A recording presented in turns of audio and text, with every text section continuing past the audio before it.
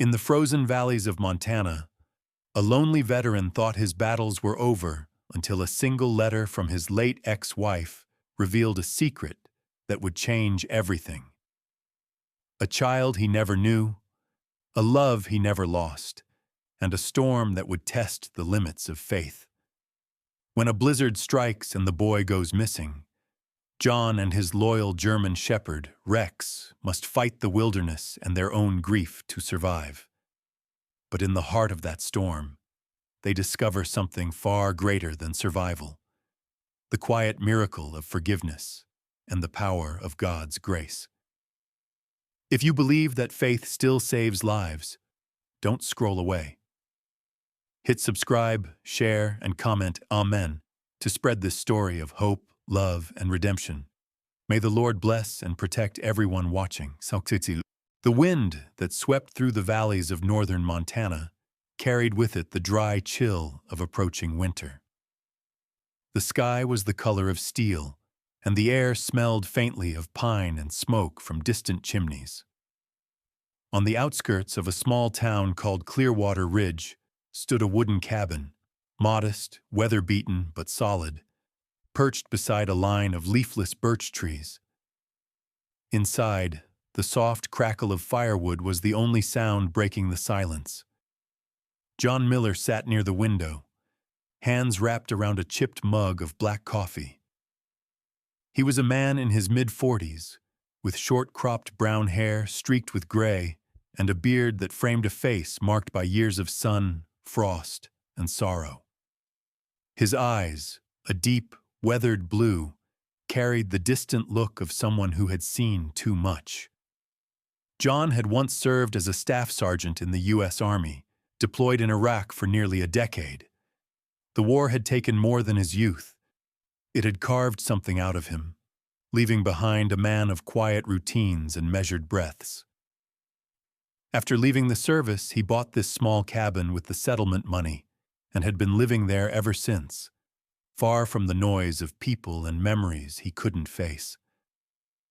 Lying by the fireplace was Rex, his German shepherd. The dog was 8 years old, strong and large, with a thick sable coat and intelligent amber eyes that always seemed to be watching John's every move. Rex had served beside John during his final years in the Army, trained for search and rescue missions. When the Army retired Rex, John refused to leave him behind. In many ways, the two had saved each other. John from loneliness, Rex from the uncertainty of being passed to another handler. Together, they built a quiet rhythm. Long walks through the forest, repairing fences, hunting occasionally, and sitting on the porch to watch the sunset fall over the distant mountains.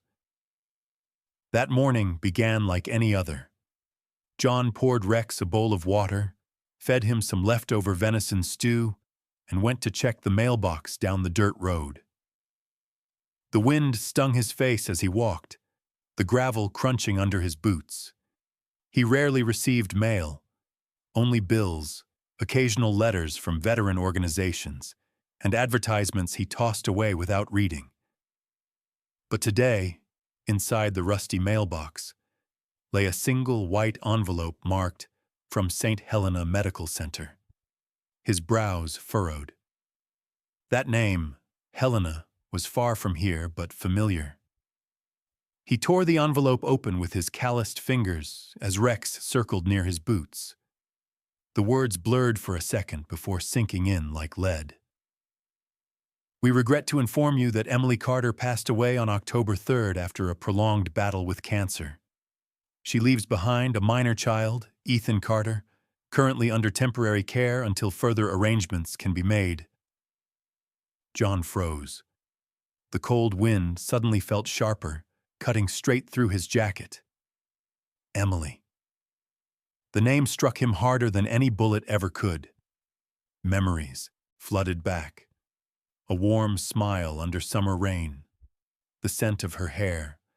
The night she told him she couldn't wait forever while he was overseas. She had remarried soon after, and though the wound had long scarred over, it never truly healed. He sank onto the porch steps, staring at the letter. Rex, sensing his unease, padded over and rested his head on John's knee. The man's fingers brushed through the dog's fur, rough yet trembling. "She's gone, boy," he whispered hoarsely. "Emily's gone." The thought of her death wasn't the only thing that shook him. It was the boy mentioned, Ethan Carter, a child of 8, her son with another man. John had never met him, never wanted to. When he heard years ago that Emily had remarried and started a family, he convinced himself to let go. But now, she was gone, and that boy, innocent and alone, had no one else.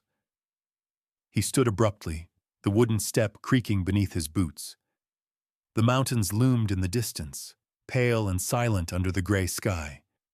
He could almost hear Emily's voice again, soft, apologetic, the way she used to say, "You always tried to save people, John.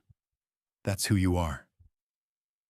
Inside the cabin, he paced restlessly, reading the letter again and again. The address of the medical center was scribbled at the bottom. Without realizing it, he began to gather things: his army duffel bag, a spare jacket, a few cans of food, a flashlight. Rex followed him from room to room, tail swishing anxiously. John stopped and knelt before him. "What do you think, partner?" he murmured. "We've spent all these years running from the past. Maybe it's time we faced it." Rex tilted his head, ears perked, as if understanding. He looked around the cabin one last time, the faded photos on the wall, the rifle leaning by the door, the life he'd built out of solitude.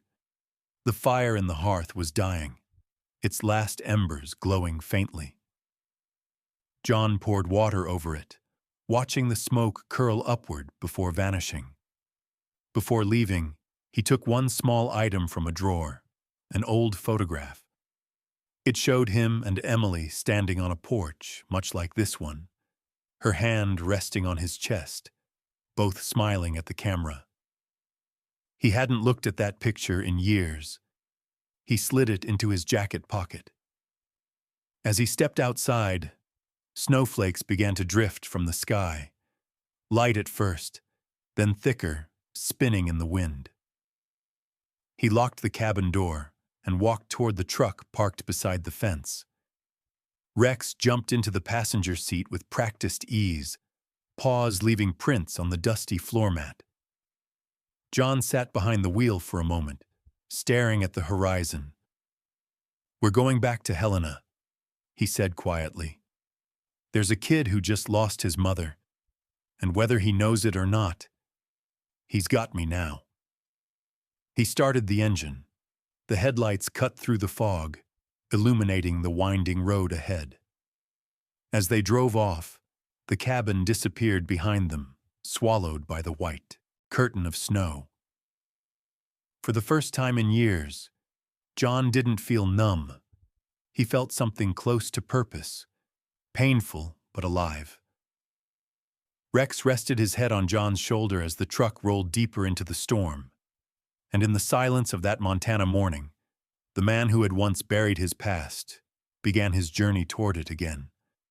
Toward a boy he'd never met. Toward forgiveness he never thought possible. And toward a love that refused to die. Even after death itself, the road to Helena stretched endlessly under a blanket of fog.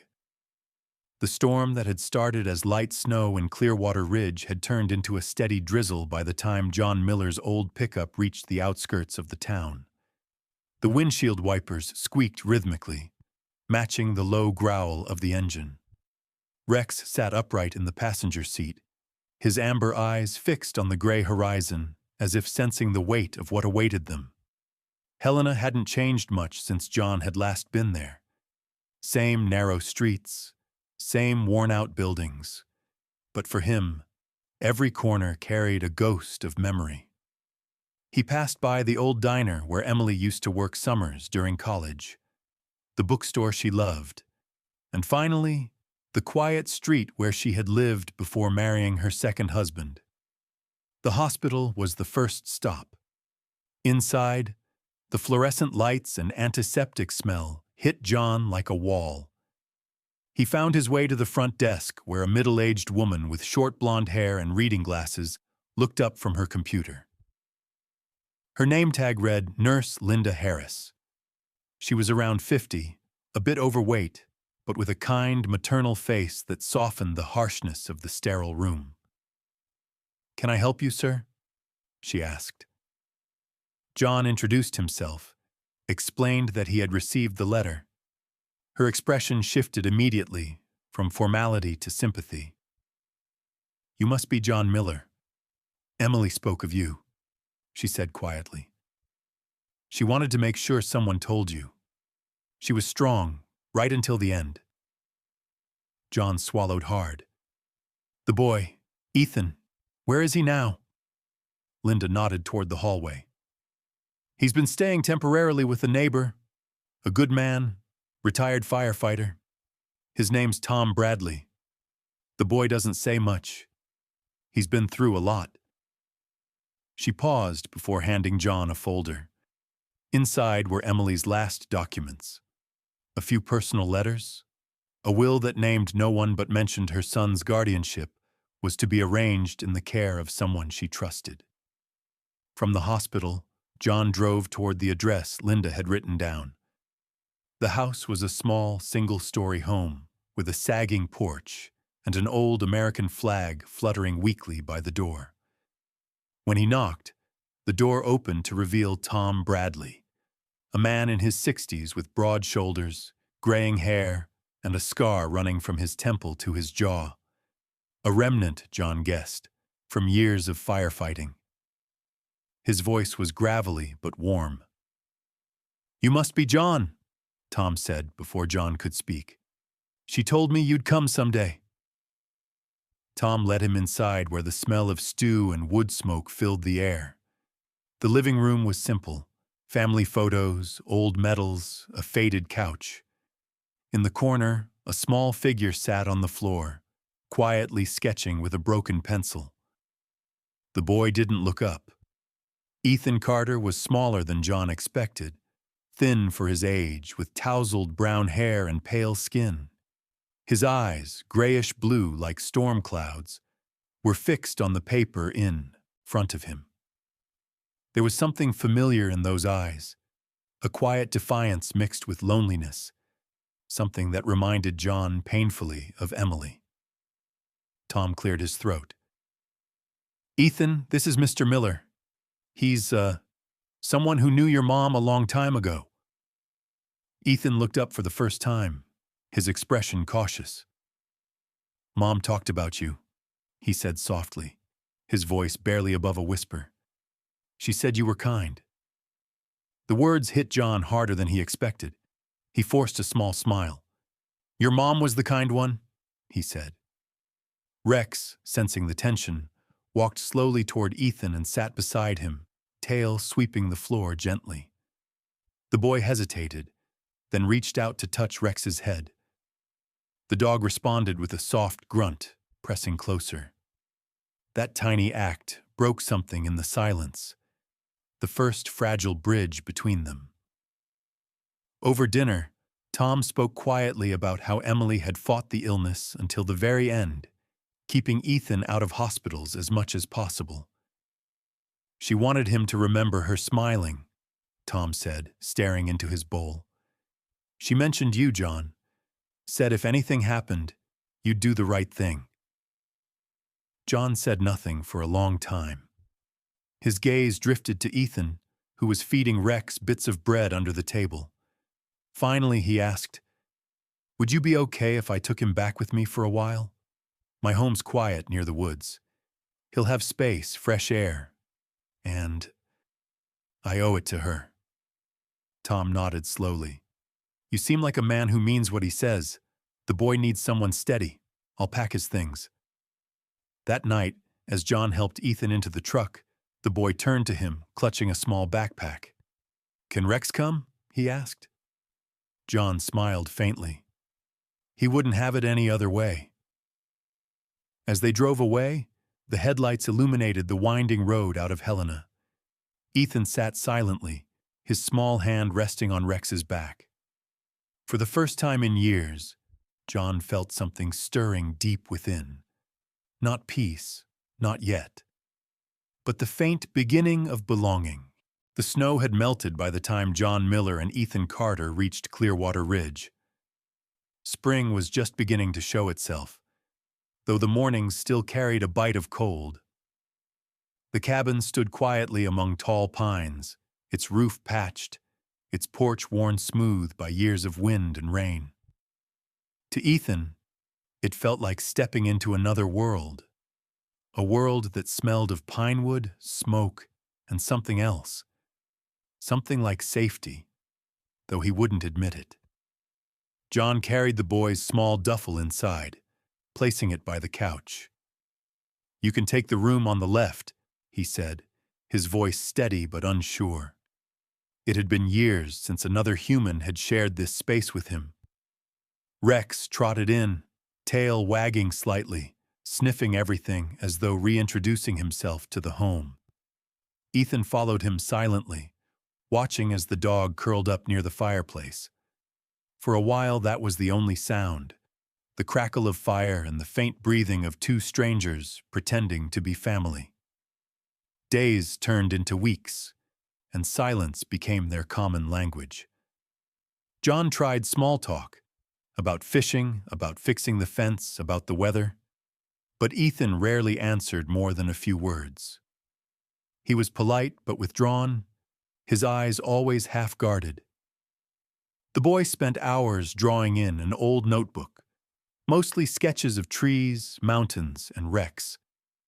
Sometimes he would wander into the woods behind the cabin, where Rex followed close behind, like a silent guardian. John watched from the porch, worry mixing with helplessness. He wasn't good with children. The war had taught him discipline, not tenderness. He often found himself snapping without meaning to, when Ethan forgot to close the door, when he spilled milk, when he stayed up reading past midnight. Every time, guilt gnawed at John afterward. He would find the boy sitting quietly with Rex, stroking the dog's fur with small, trembling hands. One evening, after another silent dinner, John sat outside with a bottle of beer, staring into the fading light. The sound of crickets echoed through the valley. He thought of Emily, her laughter, the way she used to hum when nervous, the letter that had dragged him back into this mess of memories. Rex padded up beside him and pressed his head against John's leg. "I don't know if I can do this," John muttered. "I'm not his father. Hell, I wasn't even there when he needed someone." Inside, Ethan lay awake, listening through the window. He didn't cry, he hadn't since the funeral, but something inside him tightened. The next morning, he woke early and began cleaning the cabin without being asked. He swept the floor, fed Rex, and tried to cook pancakes using the old iron skillet. They came out burnt, but when John walked in and saw the effort, he simply nodded. "Smells smoky," he said awkwardly. Ethan smiled for the first time. Later that day, they drove into town for supplies. At the small general store, John ran into Mrs. Clara Thompson, a woman in her early 60s with silver hair tied neatly in a bun. She ran the store with a motherly efficiency that made everyone feel seen. Clara had known Emily years ago and had heard whispers of John's reclusive life in the mountains. "Well, I'll be," she said, her bright green eyes softening as she looked at Ethan. "He's got your eyes, you know." John shifted uncomfortably, not correcting her. Clara leaned in, lowering her voice. "That boy needs roots, John. Don't let your ghosts scare him away." Her words lingered long after they left. That night, while unpacking the groceries, Ethan asked softly, "Did you love my mom?" The question froze John mid-motion. He turned slowly, seeing the boy's earnest, cautious face. "More than I ever said," John replied finally.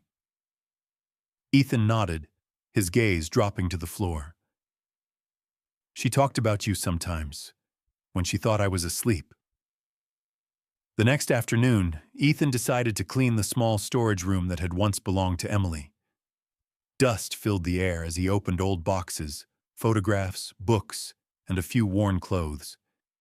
Near the back of a shelf, hidden beneath an old quilt, he found a small wooden box. Its surface was scratched, but the brass latch still gleamed faintly. Curious, Ethan opened it. Inside were several folded letters, all written in the same elegant handwriting. Emily's. He read the first one. "Dear John, if you're reading this, I never found the courage to send it. I left because I was afraid, not of losing you, but of losing myself to the fear that you might never come back. You were always braver than I was. I hope you found peace wherever you are." Ethan's eyes blurred. He carried the box to the kitchen where John was repairing a chair. "I found these," he said, holding it out. John stared at it as if it were a ghost. His hands trembled as he unfolded one of the letters. The words hit him like a storm: regret, love, forgiveness, all captured in ink that had faded but never died. Neither of them spoke. Rex lay quietly by their feet, tail still, eyes watching the two humans as if he understood. When John finally looked up, his voice was barely a whisper. "She never stopped loving us, Ethan." The boy nodded, tears sliding silently down his cheeks. John reached out, hesitated, then placed a hand on the boy's shoulder. For the first time, Ethan didn't pull away. That night, as rain pattered softly on the roof, John sat by the fire reading one last letter aloud. Not for himself, but for Ethan. And though the cabin was filled with grief, it also felt, for the first time, like a home. The days following the discovery of Emily's letters changed something unspoken between John and Ethan. The silence that once hung like a curtain inside the cabin began to lift, replaced by small, genuine moments. Shared laughter when Rex stole a sandwich from the counter, quiet evenings spent fixing an old fishing rod, or the sound of Ethan's humming while doing chores. Spring deepened into early summer, and the once cold, distant home had begun to breathe again. John had started teaching Ethan practical things: how to cast a fishing line, how to chop wood without splintering it, how to repair a broken fence. He didn't teach with words as much as with patience, letting Ethan learn by doing. The boy's confidence grew, and with it, the tension that had haunted the cabin began to fade. Rex was always close by, his fur now shedding heavily as the weather warmed. The dog had become Ethan's shadow, sleeping beside his bed and following him wherever he went. One morning, while they were preparing breakfast, Ethan looked up from the skillet. "John, can I call you Dad?" The question came out softly, almost embarrassed. John froze, his coffee cup halfway to his lips. For a moment, the soldier in him, trained to suppress emotion, faltered. "You can," he finally said, his voice rough but warm. "If you want to." Ethan smiled, and that single word, Dad, filled the room like sunlight breaking through clouds. But as if to test their fragile peace, nature decided to remind them how small they still were against the wilderness. In late November, a heavy storm warning came over the radio. A cold front from the north had rolled in, promising the strongest blizzard in years. John prepared the cabin as he always did, stacking firewood, sealing windows, checking the generator. "We stay inside until it's over," he told Ethan. "No wandering." The boy nodded, though his eyes lingered on the forest. That night, the wind howled through the pines, and snow whipped against the windows like claws. Rex paced nervously by the door, ears pricked. Sometime past midnight, the dog let out a sharp bark and scratched at the door. "Something's out there," Ethan whispered. John frowned. "Just the wind, buddy. Go back to bed." But Rex didn't stop. A second bark, urgent this time. Then silence. When John turned, the door was ajar. Ethan's boots were gone. Panic hit him like a fist. He threw on his coat, grabbed a flashlight, and shouted into the storm, "Ethan!" His voice vanished into the wind. The snow was blinding, already ankle-deep. He could barely see 5 feet ahead, but he kept moving, following faint footprints that were quickly disappearing under fresh snow. "Ethan!" he yelled again, his throat burning. Hours seemed to pass in minutes. The storm was relentless, slicing through his clothes, numbing his hands. Then, through the roar of wind, he heard it. A bark. Faint, desperate, but there. "Rex!" he shouted. The dog's voice came again, this time closer. John stumbled toward the sound, nearly falling as the ground sloped downward. He found a small cave hidden by pine branches, snow piled high around the entrance. Inside, Rex was curled around Ethan, his body shielding the boy from the cold. Ethan's lips were pale, his breaths shallow but steady. John dropped to his knees, pulling them both into his arms. "Oh God," he whispered, his voice breaking. "I thought I'd lost you." Rex licked his hand weakly, tail thumping once against the ground. John tore off his coat, wrapping it around Ethan, rubbing his shoulders to keep him warm. He didn't know how long they sat there, maybe minutes, maybe hours. But he stayed until the storm began to ease. When the first light of dawn broke, John carried Ethan in his arms, Rex following closely behind, limping but unyielding. The climb back to the cabin was brutal, yet John didn't stop once. His breath came in ragged gasps, his legs trembling, but the thought of losing them pushed him onward. When they finally reached the porch, the snow was knee-deep. John kicked the door open and rushed inside. He laid Ethan by the fire, wrapped him in blankets, and checked his pulse. Still strong. Tears burned in his eyes, and he whispered, "Not this time. I'm not losing anyone ever again." Rex lay beside Ethan, exhausted but watchful, his loyalty etched in every slow breath. Later, when Ethan woke, his first word was a whisper, "Dad." John smiled through tears. "Right here, kiddo. Right here." The storm outside had passed, but the warmth that filled the cabin that morning was the kind that no fire could create. It came from forgiveness, love, and faith rediscovered.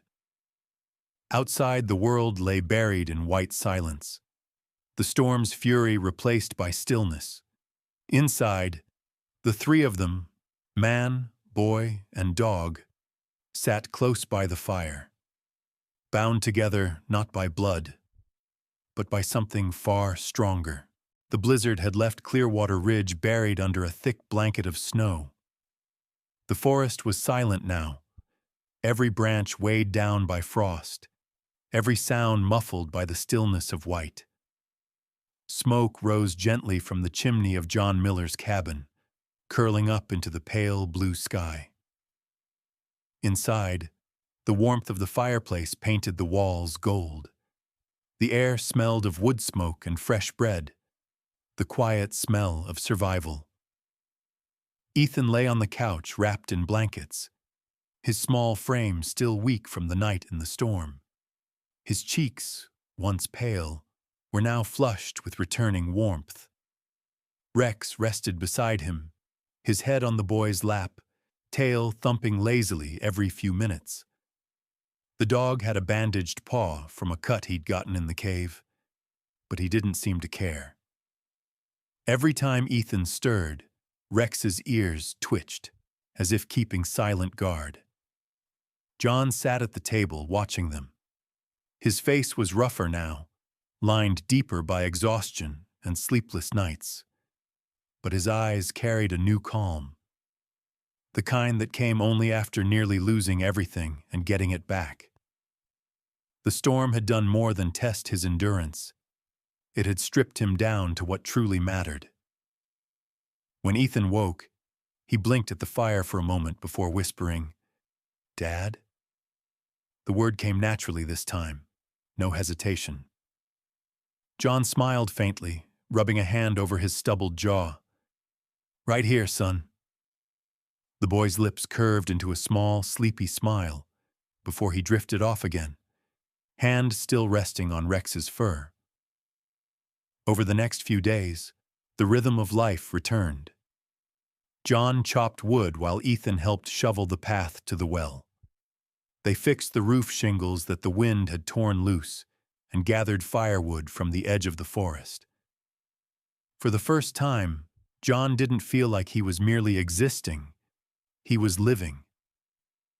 And with each sunrise, the cabin that had once been a shelter of solitude began to feel like a home built for 3 souls instead of 1. One afternoon, the sound of tires crunching snow echoed outside. A pickup truck pulled up near the cabin. From it stepped Pastor Samuel Hayes, a tall man in his late 50s with a calm demeanor and kind, weathered eyes. He wore a thick brown coat and a knitted scarf that had clearly seen many winters. Samuel had known Emily years ago and had presided over her funeral in Helena. He had come now, carrying a small wooden box in his gloved hands. "John Miller?" he greeted warmly. "I'm Pastor Hayes. Emily asked me to give you this if I ever found you." His voice was soft, deliberate, the tone of a man who had spent his life comforting the broken. John invited him inside, offering coffee while Ethan watched curiously from the couch. The pastor set the box on the table.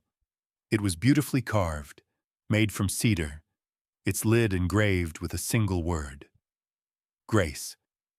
Inside were a few photographs, Emily holding Ethan as a baby, another of John and Emily from their younger years, and a folded letter sealed in blue wax. John hesitated before breaking it open. The handwriting was unmistakable. "John," it began, "if you're reading this, it means I'm gone.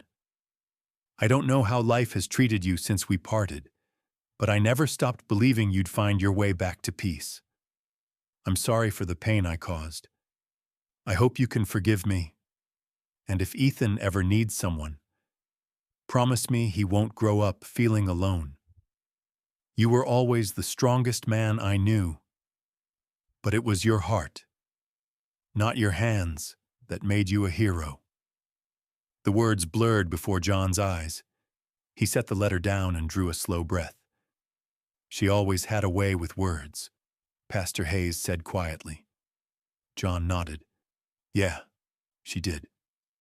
That evening, as the sun began to dip behind the mountains, John and Ethan walked together toward the frozen lake at the edge of the property. The snow crunched beneath their boots, and the air glowed orange with the dying light. Rex bounded ahead, stopping occasionally to look back, tail wagging as if urging them onward. When they reached the lakeshore, John set the cedar box down on a flat rock and struck a match. He lit a single white candle and placed it beside the box. The flame flickered gently in the cold wind. "Your mom used to love this place," John said softly. "Said the sunsets here looked like heaven opening." Ethan nodded, his eyes glistening. "She told me stories about this lake, about you."